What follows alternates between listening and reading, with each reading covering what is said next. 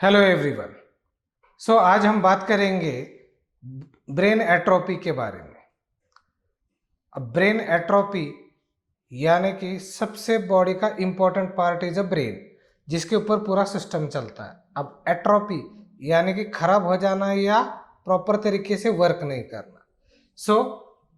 मैं doctor Shailesh Sancheti, MD homeopath from Pune.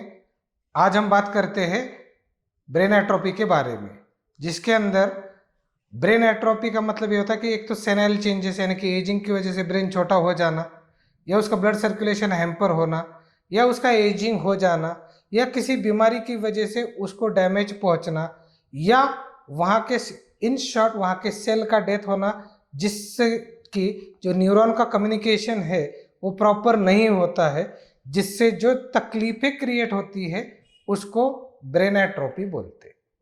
अब brain atrophy में दो टाइप होते हैं, एक तो होता है फोकल ब्रेन एट्रोपी, एक होता है जनरलाइज ब्रेन एट्रोपी। अब फोकल ब्रेन एट्रोपी का मतलब क्या? मान लीजिए फ्रंटल साइड में या फोरहेड के ब्रेन में तकलीफ हो गई, तो वहाँ पे आपका मेमोराइजेशन है, फोकस है, लर्निंग है। ये या जैसे मान लीजिए अगर ऑक्सीपिटल को हो गई, तो यहाँ पे आपका आई सेंटर है, तो वो उसको इफेक्ट करेगा। या मान लीजिए राइट साइड के ब्रेन को हो गया, तो हो सकता है वहाँ पे आपके बात करने का जो सेंटर है, जिसको हम अफाजिया या टॉकिंग सेंटर बोलते हैं, वो उसको हैम्पर हो जाएगा। या अगर मान लीजिए लेफ्ट साइड के ब्रेन को तकलीफ हो गई, तो हो सकता है कि आपको वर्निकेज अफाजिया की शिकायत हो। इस तरीके से क्योंकि देखिए ब्रेन में हर एरिया में यानी कि फ्रंटल, पैराइटल, ऑक्सीपिटल, सब एरिया में अलग अलग फंक्शन लोकेटेड है। जिस एरिया पे उसका इम्पैक्ट होगा वो फंक्शनैलिटी उसकी इम्प्रॉपर हो जाएगी, क्योंकि वहाँ पे सेल्स वर्क नहीं करेंगे।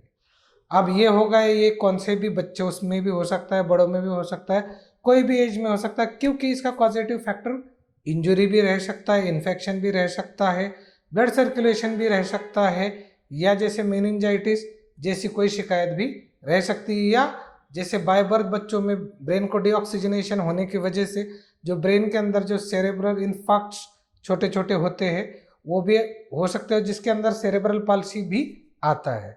अब रही बात सेरेब्रल पाल्सी के बारे में, या मल्टीपल स्क्लेरोसिस भी एक इसी की कंडीशन है, तो उसके बारे में हमने डिटेल वीडियो बनाया है, जिसका लिंक आपको नीचे डिस्क्रिप्शन में मिल जाएगा, जहाँ पे जाके आप इसका डिटेल वीडियो भी देख सकते हैं।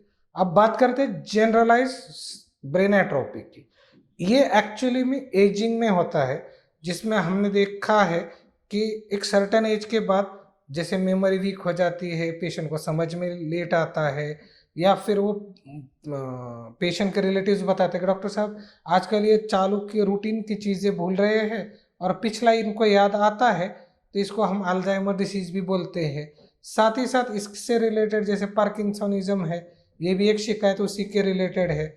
या जैसे और ज़्यादा इम्पैक्ट हो जाए तो पेशेंट का वॉइस भी कम हो जाता है, क्योंकि उसका वॉइस बॉक्स को भी इफेक्ट है, क्योंकि बट ऑब्वियस है जो नव कम्युनिकेशन है जहाँ जहाँ पे इम्पैक्ट करेगा वहाँ वहाँ का फंक्शनैलिटी लॉस करेगा। जैसे हमने ये देखा, तो इसके अंदर जो एजेड पेशेंट है उनके अंदर साउंड बॉक्स वीक हो जाता है, तो उसको एफोनिया भी बोलते हैं, जिसमें वो अच्छे तरीके से क्लियर बात नहीं कर सकते।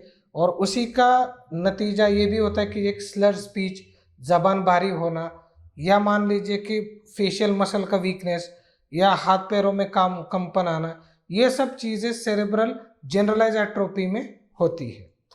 अब इसके अलावा जो ये जो एक ब्रेन का जो स्ट्रक्चर है और जो फंक्शनैलिटी है, उसका जिस एरिया पे इम्पैक्ट रहेगा उस एरिया का फंक्शनैलिटी वीक होगा। यह तक तो आप समझ गए। अब पॉइंट ये उठता है कि अब डॉक्टर साहब ये पता कैसे चलेगा? देखिए, इसको समझने के दो तरीके हैं। पहली बात, एक तो क्लिनिकली समझना पड़ेगा कि पेशेंट क्या साइन एंड सिम्टम प्रोड्यूस करते। ओह अच्छा, एक बात बताना भूल गया, इसके अंदर इपिलेप्सी ये भी एक कंडीशन जिसके अंदर फिट्स आते हैं। और फिट्स आने का मतलब ये है कि इलेक्ट्रो कम्युनिकेशन जो ब्रेन के अंदर होना चाहिए वो इम्प्रॉपर हो जाता है, क्योंकि वहाँ के नर्व कम्युनिकेट प्रॉपर नहीं करते, यानी कि जो न्यूरॉन है वो कम्युनिकेट प्रॉपर नहीं करते। अब इस दौरान इसको कैसे फाइंड आउट करेंगे? जैसे मैंने बताया कि क्लिनिकली फाइंड आउट कर सकते हैं। अच्छा, दूसरा इन्वेस्टिगेशन क्या क्या करेंगे? तो एमआरआई भी कर सकते हैं, सिटी स्कैन भी कर सकते हैं, जिसमें अपने को पता चलेगा। अच्छा, इसके अलावा अपने को सीपी के एमबी ये ब्लड इन्वेस्टिगेशन भी करेंगे तो ब्रेन के अंदर कितनी इंजरी हो गई ये भी हमें पता चलता है, या ब्रेन के मसल को कितना वेस्टिंग या कितना इम्पैक्ट बैठा है उस चीज़ का, ये हमें पता चलता है।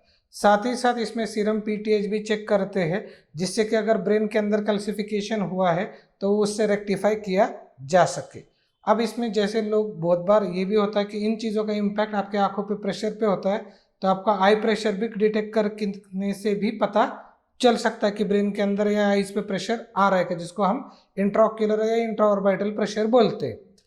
अब क्या बीमारी है, क्या साइन सिम्टम्स है, कैसे ढूंढते हैं, क्या क्लिनिकल फीचर्स है, इसको तो हमने समझ लिया। अब इसको सॉर्ट आउट कैसे करेंगे। अब देखिए, सबसे इम्पॉर्टेंट बात, होम्योपैथी ये ऐसा साइंस है जो ह्यूमन ब्रेन पे प्रूव करके, यानी कि ह्यूमन बॉडी पे प्रूव करके, उसके साइन सिम्टम लेके, उसके स्वभाव, उसकी तकलीफ, उसके विचार, इन सब को लेके ये साइंस बना हुआ है। The but obvious full credit goes to homeopathy for this type of diseases के ट्रीटमेंट के लिए।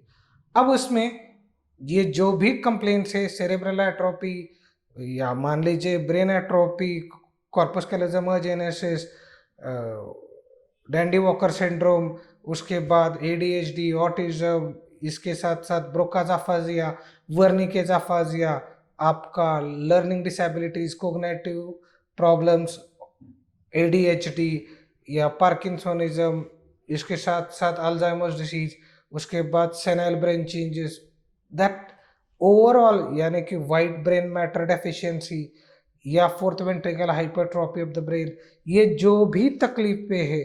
साथ ही साथ मैं ये भी बताना चाहूँगा, जो बच्चों के अंदर ब्रेन की वजह से स्पेक्स के नंबर दिन ब दिन बढ़ रहे हैं, that is also one of the prone major आज के डेट में हम देखते हैं।